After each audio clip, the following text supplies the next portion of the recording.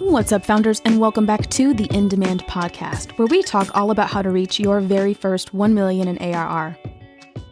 I'm your host, Orangio, and I'm the founder of DemandMaven, where we work with early-stage SaaS companies on reaching their very first growth milestones.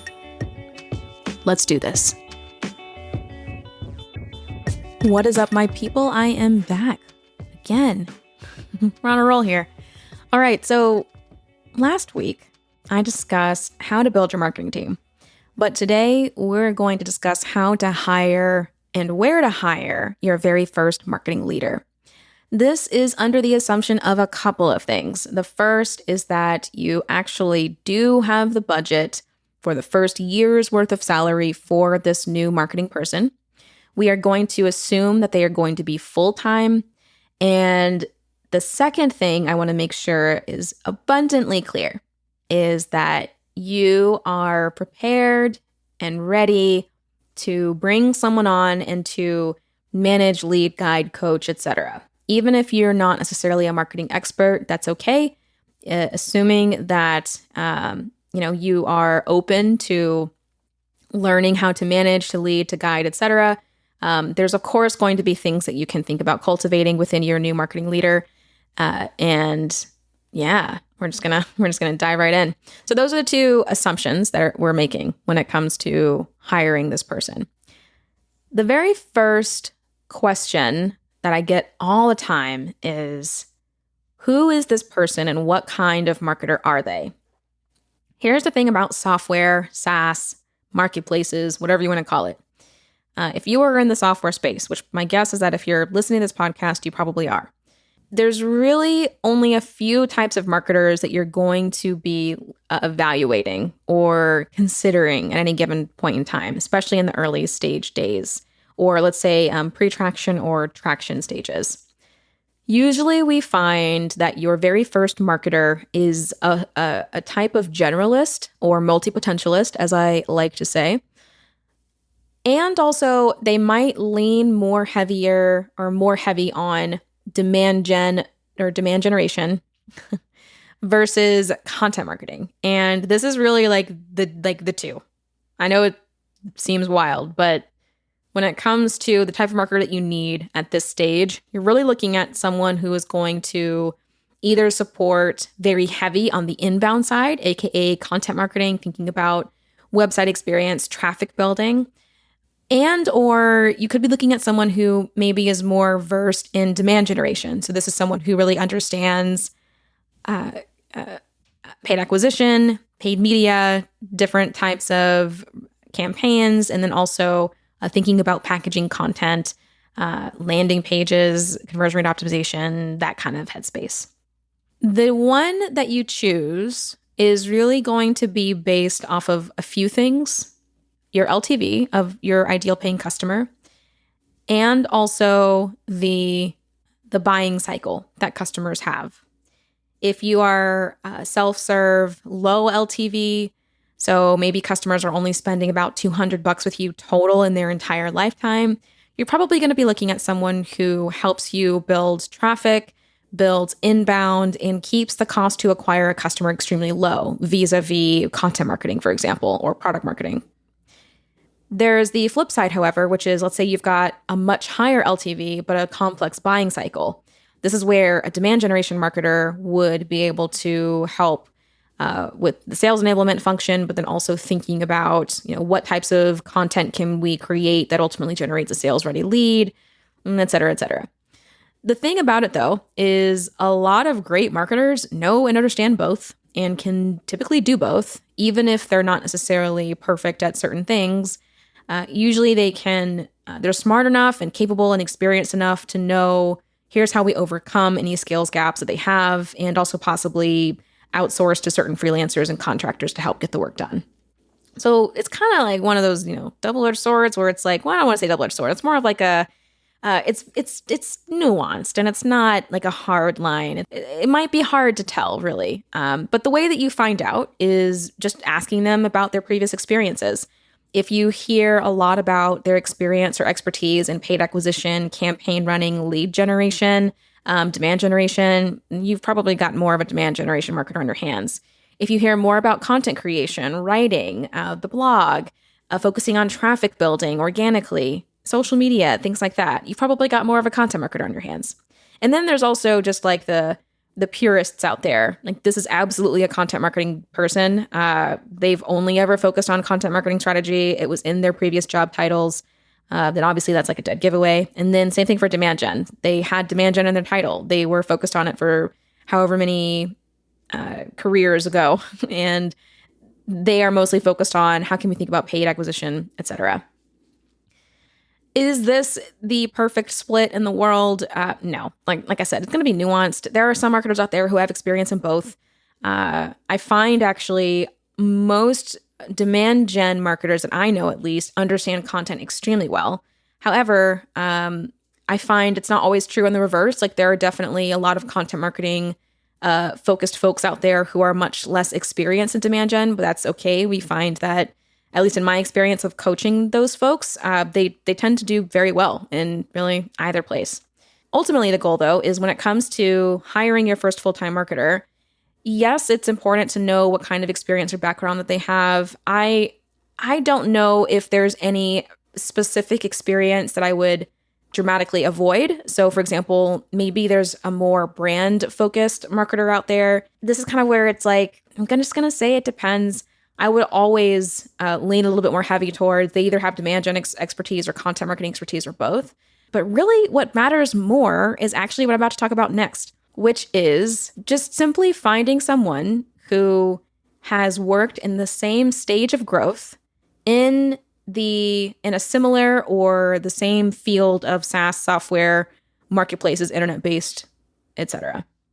The reason why I say this is a little bit more important, and really both are important if I'm being honest, but this is a little bit more important to me because a marketer might not necessarily be able to articulate to you, at least as a founder, like exactly what, practices they know like the back of their hand. Like that's kind of, not everyone is going to necessarily know what that is. However, when it comes to being a marketer who has worked at an early stage SaaS company and has helped them get to traction stage or whatever, that to me is usually a lot more important. Like, I care a lot more about someone who has been there, done that, than about, how well they're able to describe like, oh yes, like I know exactly what brand marketing is versus blah, blah, blah. Like, I care a little bit less about that, but just because I'd rather have the expertise and the experience. Now, it's important that they can articulate this, of course. I'm just comparing apples to oranges a little bit. But what I think is the most critical is that you find someone, again, who has achieved the same stage of growth, and ideally they come from this world of SaaS software and internet-based. Now, I'm going to say internet-based very loosely because it doesn't have to be purely SaaS. It doesn't necessarily have to be purely software. It could be a more internet-based kind of company. So let's say they worked on an online bank before, not necessarily SaaS or software, but it's an internet-based company, an internet-based org. That I do believe is fundamentally important. This just comes from experience of hiring folks not from the SaaS software internet-based world. I do believe that there is, I don't want to say a learning curve. It's certainly fast and easy to learn. It's just much more like you kind of want someone who already to some extent knows what they're doing. Now, are you going to pay more for that? Yes, absolutely. You will pay much less for someone who does not know as much. It's just how it is when it comes to hiring. But that's really who you want to look for. So when you think about your job title, your job descriptions, you are going to be thinking about, okay, well, what stage of growth are we in? Are we early stage? Are we traction? Are we, post-traction, high growth? Like, where are we? You can also use funding round as a way to indicate this as well. And after that, you want to be thinking about what kind of tech or software experience do you want them to have? So do you want them to be a SaaS marketer? Do you want them to be a marketplace expert? Or are you a little bit more open? Because, maybe that's a way that you can source talent that you might not have considered before. So keep that in mind. I think that that's way more important, in my opinion, than anything else. And also specifically, of course, that they have actually achieved results, growth, whatever it is in the past. It's not enough to, I think, just, work at a place, but also to show and indicate that they have positively impacted that place of work in some kind of way. Now, when it comes to hiring this person, there's a few places, sourcing, I should say. There's a few places that I would recommend. The first is going to be your own LinkedIn or Twitter profiles, wherever it is that you hang out online, Reddit, wherever it is. Sourcing talent, I have found personally that the absolute best places are actually my own backyard. So it's literally our website, our LinkedIn profiles, our Twitter profiles. This is both true for our clients and also for ourselves whenever we hire. And this is just the greatest resource we find. We get the best talent just by doing this. Next, I would say would actually be LinkedIn. We have found and sourced a lot of incredible talent through LinkedIn. A little bit different than places like Smart Recruiters or what have you. We find LinkedIn has an excellent reach, but also we're able to get very specific about what kind of talent we're looking for. And then there are, of course, other job sites like Smart Recruiters, et cetera. There's a bunch, Monster, Indeed. But we find LinkedIn is a little bit unique in our ability to just, pre-screen. The profiles are already there. It's not my favorite solution in the world, but what it does do is it just gets the job done. We find it's a very easy to use pipeline and it helps us source talent pretty quickly. Next, there's recruiting firms and headhunting firms. We find recruiting firms are best when you feel like you're not getting either the reach or the attention that you really need. And then headhunting, of course, is really more for executive leadership. We know a couple of clients that have used both of these with a lot of success. So do know that those are options. And then the last options are for when you want to find either part-time or hourly based contracting and freelancing help. Resources like the Mom Project has been a godsend. I know for several of our clients and also for us, we have found some incredible marketing talent, some just incredible people in general there. So it's another place I would take a look at, especially if you're based in the US. So you've got your channels and you have a sense for what you're looking for. And you're going to probably need to decide, do I want someone more on the demand gen side or someone on the more content marketing side? And this is going to have to do with what your strategy is. If you don't know what your strategy is, then, well, one, we should talk, but also that's probably going to be your first step. And deciding, do we focus more of our efforts on demand gen, account-based marketing, content marketing, like what is the practice or set of practices we need the most of? And then that will help you determine what kind of marketer you likely need to hire. After you hire this person, though, there's a couple of things that they're going to need to know. So let's just pretend that you've hired someone. What would they need to know in order to do their best work? There's a couple of things that we have listed here. First, they're going to need to know the vision of your company. I know that sounds fluffy, but people, generally speaking, need to understand where they are going. Where are we going? Where is the ship going? Who are we going to be in 5 years, 10 years? What is our mission and our purpose? Like, why does this company exist in the first place? You'd be surprised, but that information goes such a long way to motivating folks, in addition to making it really clear, here's who we are and what we expect of our time here on this earth. I know that sounds probably outlandish and wild, but I promise you it actually does work. And there is a way to do this like that is totally corny. And I'm not talking about the super corny ways. I'm talking about just the very real vision for what your company is. At DemandMaven, our mission statement is to help founders know. That's our mission. And every project we do, everything we take, it is to help founders know. It's to help them know what the plan is. It's to help them know their customers. It's to help them know the strategy. It's to help them know what they don't know. It's to help them know how to think about onboarding. I mean, it's to help them know blank. We fill in the blank every single time. If we're not helping founders know, we're not accomplishing what DemandMaven is set out to do. And this is really the crux of our mission. Our vision, we want to be a $10 million company in 10 years. I've been told that we'll get there much faster. We'll see. But that's where we're headed. And the kind of company that we're going to be when we get there and beyond, we're tackling marketing and growth now. But what if we also helped companies tackle operations? What if we also helped them tackle management and leadership? There's so many different ways that we can go. And again, our mission is really to help founders know. Well, what if we could help them know how to operate or how to manage and how to lead, how to guide? There's all kinds of things that we can help them know. So, but that is a quick snippet of the vision for DemandMaven. When we bring on new contractors, of course we tell them what the vision is. They should know, here's where we're going, here's what we're after. Right now, we're focusing on these things, strategically speaking, but in the future, this is who we're going to be. This is what we're going to look like. Next, you need them to know the company goals. So what is the current company goal? What is the MRR goal by the end of the year, or the revenue goal, whatever it is? What is it for next year? And from there, how do you anticipate their work supporting that in your vision, in your view?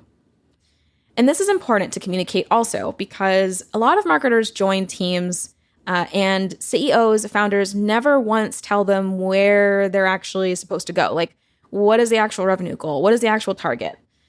And I find it so fascinating because sometimes founders will just like lapses almost. Like they kind of forget, like, oh yeah, I got to tell that person like where we're going and who we're going to be. But it's important. It's critical information. So make sure to include that in your onboarding whenever you do eventually hire someone full time. Next, and this is a huge one, but you have to sit down this new marketer and clearly outline your expectations of them. This part is so critical. And ideally, this is something that you already have outlined even before they join the company. But this is beyond a job description. This isn't a description of roles and responsibilities. This is, here's how I expect you to fulfill those. Here's what my expectation is when it comes to how we communicate, when it comes to how we work together, when it comes to how we strategize and plan together. And this isn't to say that you necessarily dictate their existence. That's not the point here. It's really more to get you to think about, what are you expecting that you're not telling them, that you're not saying? Because the biggest friction that we see between marketing leadership and executive or founder leadership is expectations never once being communicated between both parties. And this is so critical. Your marketing leader, in theory, should be your BFF. And vice versa. And yes, you're going to disagree. You're going to not see eye to eye. And it's not always going to be hunky-dory and, roses and, frosted cherries, whatever. It's not always going to be roses. It's not always going to be this like field of green. There are going to be times where it's kind of rough. And you're like, crap, what the heck? What's going on? But as long as you have a very clear expectation set for how you're going to work together, for how you're going to communicate, for how you're going to collaborate, and even how you're going to disagree, you will be amazed at how much easier and smooth your experience will be working with someone else on a similar or the same problem. In addition to, it's just going to be easier for you as a leader in general. I try to be as upfront as possible about my expectations of anyone coming new into DemandMaven. This isn't just for marketing. This is for anyone. And I have the same expectation that they tell me what their expectations are of me. What do they expect me as a leader to do? So it's really a two-way street here. But be thinking about, what are the expectations that you have that's not in the job description? That's not a role or responsibility, but here's how I want to work together. Here's how I would like to collaborate, etc. And here's how I plan on managing and leading. And then vice versa. You can open up space for them to communicate their expectations, because it is not a one-way street. It's definitely a two-way street. It's a partnership. And hopefully that effort keeps you both aligned, which is the whole point, right? The last thing that they need to know, existing marketing strategies or plans. Okay, so this is actually an interesting one, because I'm also really amazed and surprised when founders, CEOs hire marketing talent, but then don't give them the history of, here's how we got to where we are today. And when they forget to do that, so they forget to send them like, the existing marketing doc or the existing marketing plan, or even like your random, abandoned Evernote files of the bullet point list of here's what the marketing strategy is and here's what we're going to do. Even that. And the reason why this is so important is because if you don't give them that information and they don't actually use it, then they might just be repeating or reinventing the wheel. It could also be that they're missing important information about where you've been and where you're going next. So it's important that you give them those existing marketing strategies, plans, forgotten Evernote files, whatever it is. Because if you don't, then one, they're kind of starting from scratch, which, to be fair, they might actually be starting from scratch. But two, you might be hoping and expecting and wishing that they come up with something wild and new and crazy. when in reality, you haven't really kind of shown them where you've already been. So they can't really do anything particularly new or innovative, or even reinforce maybe something that you've been doing in the past, but they don't have context for how you've done it. So they can't really offer they're kind of like stuck. Like they can't really offer anything that new to you. And also they can't necessarily give you a vision for how maybe something could be done better in the future that was already done before. So existing marketing strategies and plans, those are important documents, deliverables, whatever it is. Those are important pieces. Give that marketer that information. Hiding that from them or not giving that to them and like hoping and praying like, oh, I hope that they come up with something better. That doesn't always work. Sometimes you find that they just end up recommending the same things that you've already seen and done before. And then you're like, oh man, this is the same, but they don't have the context. So they can't obviously offer anything else. So anyway, I would definitely recommend getting them up to speed on what's already been done. And also, communicating your expectations. Either you let them know like, hey, this is what our previous plan and strategy was. I'd love to see what you recommend and not just, take this and assume that this is it. Or maybe you tell them that it is what it is. I don't know. I'll let you decide.